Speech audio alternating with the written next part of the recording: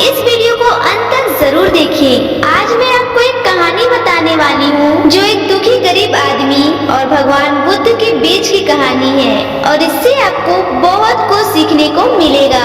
नमस्कार दोस्तों, आपके अपने चैनल में स्वागत है। जैसा कि आपने सुना होगा, जो पानी गतिशील होता है वही स्वच्छ और काम के लायक होता है और जो रुका हुआ है वह कभी भी कीचड़ बन जाता है।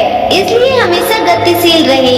इसी बात को समझाने के लिए भगवान बुद्ध और एक दुखी गरीब व्यक्ति का मैं आपको कहानी बताने जा रही हूँ। एक बार गौतम बुद्ध एक गांव में धर्म सभा को संबोधित कर रहे थे।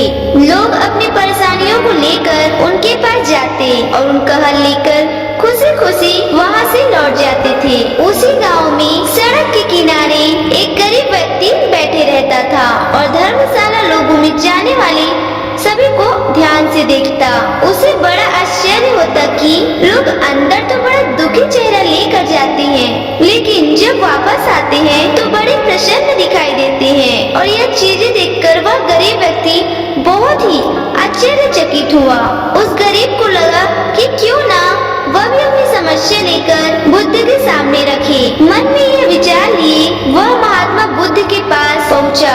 वहां जाकर उस दुखी व्यक्ति गरीब ने देखा कि लोग पंक्ति पर खड़े होकर उन्हें अपनी समस्या बता रहे थे और वह मुस्कुराते हुए सबकी समस्या हल कर रहे थे।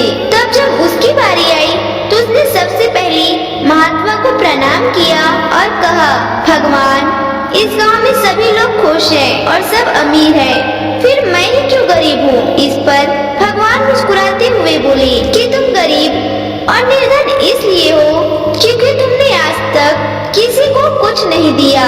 तो आश्चर्यचकित होकर गरीब बोला कि भगवान, मेरे पास भला दूसरों को देने के लिए क्या होगा। मेरा तो स्वयं का गुजारा बहुत मुश्किल से हो पाता है। लोगों से भीख मांगकर मैं अपना पेट भरता हूँ। इस पर भगवान कुछ देर शांत रहे और फिर बोले, तुम बड़े अज्ञानी हो।